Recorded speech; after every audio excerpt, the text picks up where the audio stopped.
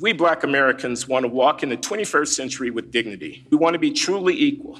Then we must realize that white people cannot give us equality. We actually have to seize equal status. I take no pleasure in saying so, but I feel obliged to report that equal dignity, equality of standing, equality of honor, equality of being secure in one's position in society, equality of being able to command the respect of others, this is not something that can simply be handed out in response to a petulant demand. Rather, it's something that we have to wrest with our bare hands from a cruel and indifferent world via hard work, inspired by the example of our enslaved and newly freed ancestors. We have to make ourselves equal. No one can do that for us. The narrative we Americans settle upon, we Black Americans, about this country is critical. Is it a good country? One affording boundless opportunity to all who are fortunate enough to enjoy the privileges and bear the responsibilities of citizenship? Or is this a venal, immoral, and rapacious bandit society of plundering racists founded in genocide and slavery and propelled by capitalist greed and unrepentant anti-Black antipathy? The weight of the evidence overwhelmingly favors the former. The founding of the United States was a world historic event by means of which Enlightenment ideals about the rights of individual persons and the limits of state power were instantiated for the first time in real institutions. The United States of America, my country, fought fascism in the Pacific and Europe in the mid-20th century and thereby helped to save the world. Our democracy, flawed as it most surely is, has nevertheless become a beacon to billions of people throughout this world.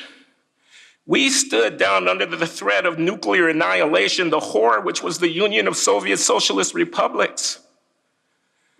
Here in America, we have witnessed since the end of the Civil War the greatest transformation in the status of an enserfed people, which is what the emancipation of slaves effected in the creation of what came to be called the American Negro. That is to be found anywhere in world history. 40 million strong, we have become, we Blacks, by far the richest and most powerful large population of African descent on this planet.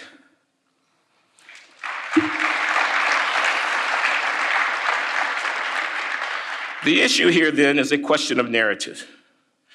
Are we Blacks going to look through the dark lens of the United States as a racist, genocidal, white supremacist, illegitimate force from which we set ourselves apart, not our country, but their country? Or are we to see our nation for what it has become over the course of the last 3 centuries, which is the greatest force for human liberty in the history of the world? This conflict of narratives is worth fighting about, which is why I'm standing before you here speaking as I am tonight.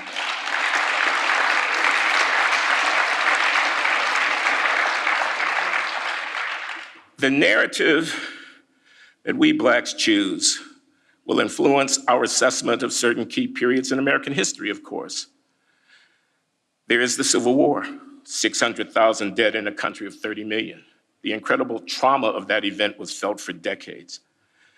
The fact is that the consequence of that war, whatever it might have been in Lincoln's mind, together with the 13th, 14th, and 15th Amendments, enacted just afterwards, made the enslaved Africans and their descendants into citizens.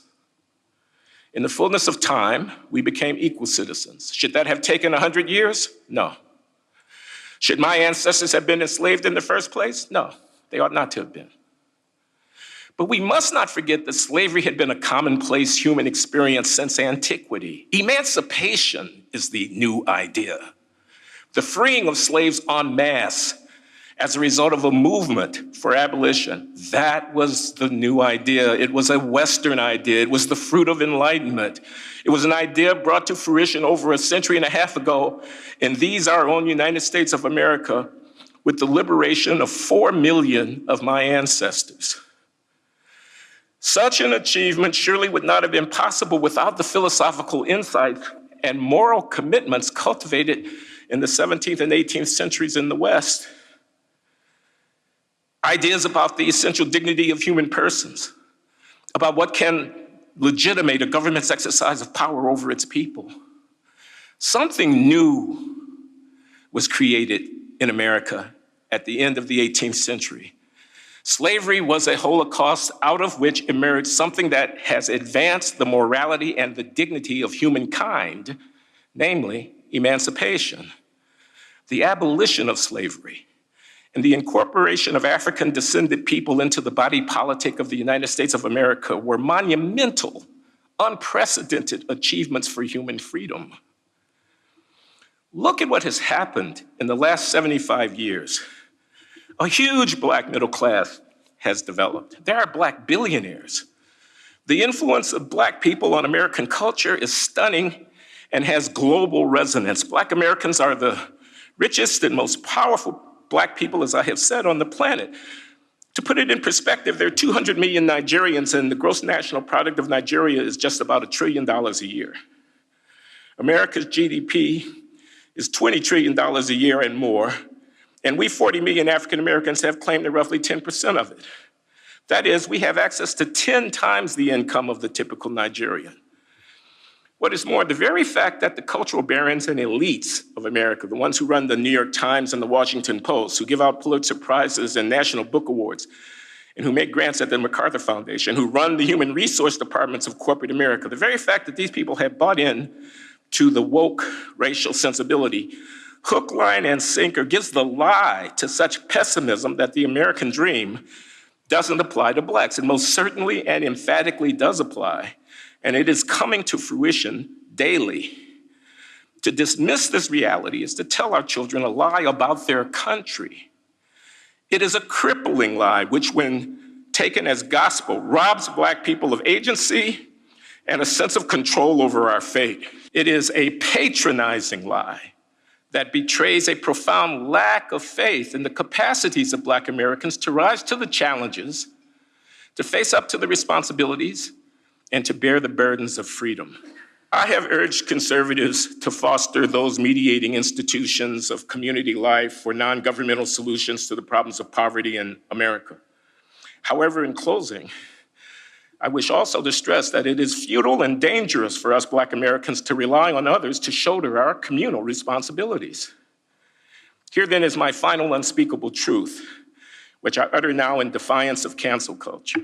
We Black Americans want to walk in the 21st century with dignity. We want to be truly equal. Then we must realize that white people cannot give us equality. We actually have to seize equal status. I take no pleasure, again, in saying so, but I feel obliged to report that equal dignity, equality of standing, equality of honor, equality of being secure in one's position in society, equality of being able to command the respect of others, this is not something that can simply be handed out in response to a petulant demand. Rather, it's something that we have to wrest with our bare hands from a cruel and indifferent world via hard work, inspired by the example of our enslaved and newly freed ancestors. We have to make ourselves equal. No one can do that for us. Let me call in closing our attention to that escaped slave and great abolitionist Frederick Douglass, who in 1852, in a famous speech entitled "Whose 4th of July?"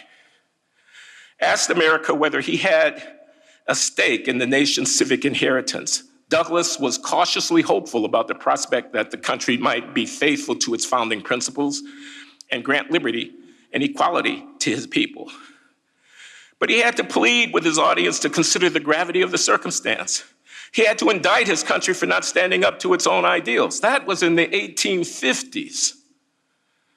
The question posed by Frederick Douglass in 1852, an open question at the time, has been answered by history. The question confronting we Black Americans today, then, is not whether we are included within the body politic of the United States of America. What a ridiculous question. We most emphatically and obviously are.